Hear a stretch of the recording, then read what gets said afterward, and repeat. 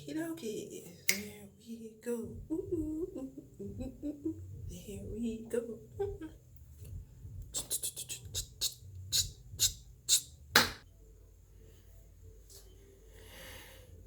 Hey guys, welcome back. As I promised, this is a part two to the previous story that I shared about sexual assault. Um, I will just continue with that particular story.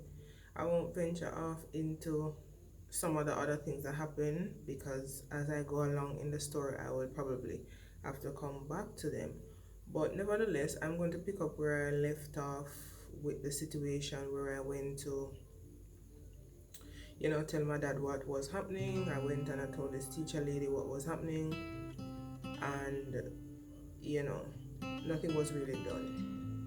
But fast forward to about a couple months later, my cousin, who is my aunt's daughter, came from overseas, and we were having a conversation. This is the first time I was actually meeting her because she went overseas before my mom died. So we ended up having a good relationship, and I started to trust her. So I told her what had happened. I did not tell my aunt because my aunt would definitely have taken the side of her partner at the time. So I didn't tell her because she was quite an abusive person, and she would beat you for nothing. Yeah, and it wouldn't just be lashing, it would be like a fight, but she was actually fighting you and you are not fighting back. So it was very abusive. Simple things called severe beatings. So I did not tell her. I told my cousin when she came from overseas, and she was quite upset, because she had a relationship with this man as well, and she thought he was a good person. But she started crying, and she was saying to him that she didn't know that he was this type of a person, and yada yada yada. So by this time my aunt is in the know of what is going on.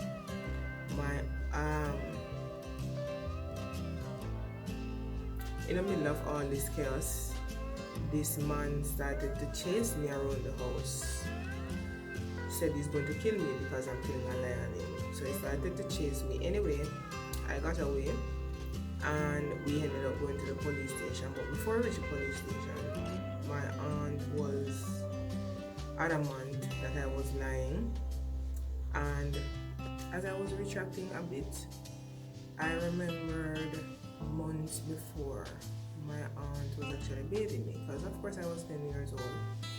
I was a child and I was still being bathed by my aunt, and I remember she was bathing me and she found blood in my underwear when she was bathing me, and she asked where I came from, and actually I couldn't tell her because at the time the man was standing right there.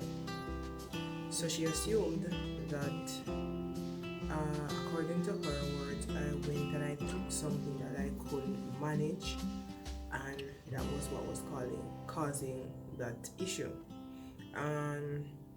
I remember she calling other community members to the attention of my bloody underwear. She actually disgraced me in that community. And if you know anything about these rural communities, as I said before, people are not living like right next door to you. But anyway, she called a crowd, and it was the embarrassment. She had my underwear up on a piece of stick hanging in the air, showing everybody, saying, the little girl in my house I take man, and she take what she cannot manage, and yada yada yada. And if anybody know, my aunt was one of those people who she didn't mince words. Anything come to her mouth, that's what she's gonna say. She she don't care about your feelings. Yeah, that's her. But anyways, yes, so that happened, and I was given a fine beating for that because I could not speak at the time and say what had happened, because of course I was afraid of this man, very much afraid, like I was scared for my life. And in the interim, every now and then he would have threatened me and remind me not to say anything, or who is going to die and who is not going to die and what he's going to do. And then again, this man was very abusive to my aunt, so I was double scared of him, because he used to beat her like every week. She would get a beating from him. It was a tragic, very intense domestic violence situation that was going on there. And they were together for years before that with the same type of behavior, and they remained together for years after that with the same type of behavior. I can remember I witnessed him. My aunt, I think she was passing by the iron. He was ironing something and she passed by the iron, and I think her feet maybe catch the cord or something and kind of pull the iron, and I think it fell. I don't remember exactly, but I remember him taking up the hot iron and just branding her with it, just burning her with the iron. That man was so cruel. I can't even begin to say some of the things that man has done. I don't want to really get into all of that details. I just want to say that man was so cruel that when he threatened me, I actually believed him. I was so scared of him because I saw what he had done in the past. And even though up until the point of the incident he was nice to me, I really saw the other side of him after the incident, because he was very cool and callous when he was threatening me.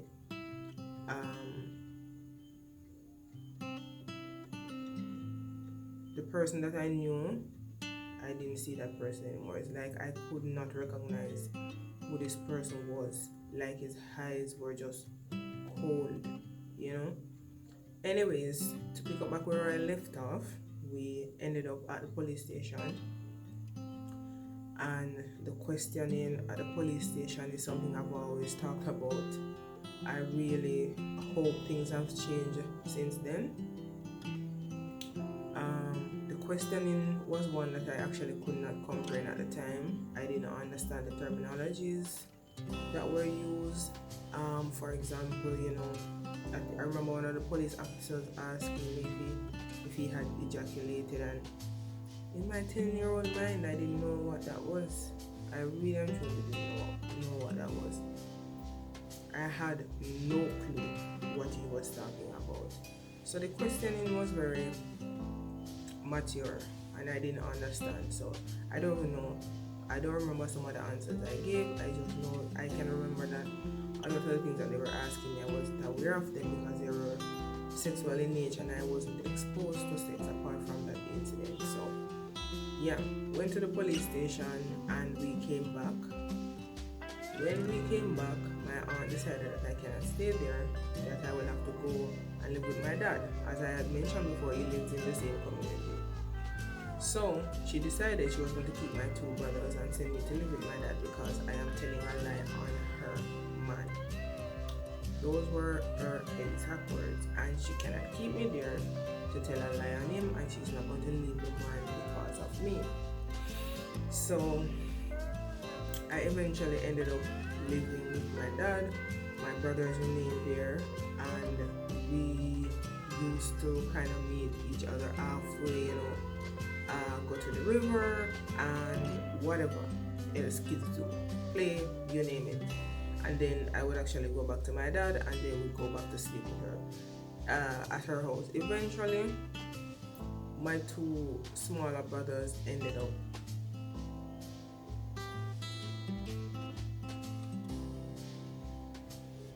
coming back to live with my dad eventually, because she would beat them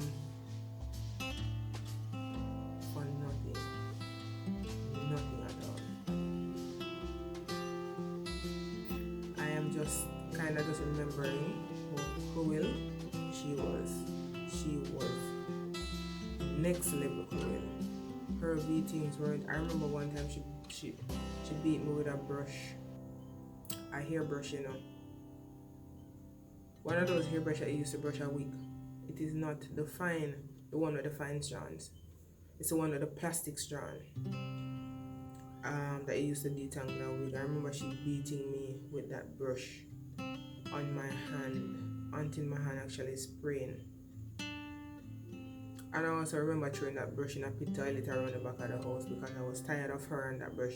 Every single time she would draw for it to beat me, and every time she beat me with it, it's like when she's beating you, if blood don't run, she don't feel like she need to stop. Right? So that's how that situation went. From the police station, we came back. She said I can't stay there. Went to my dad, and I was there with my dad for a minute, and then the story continues. So part 3 will be coming right up.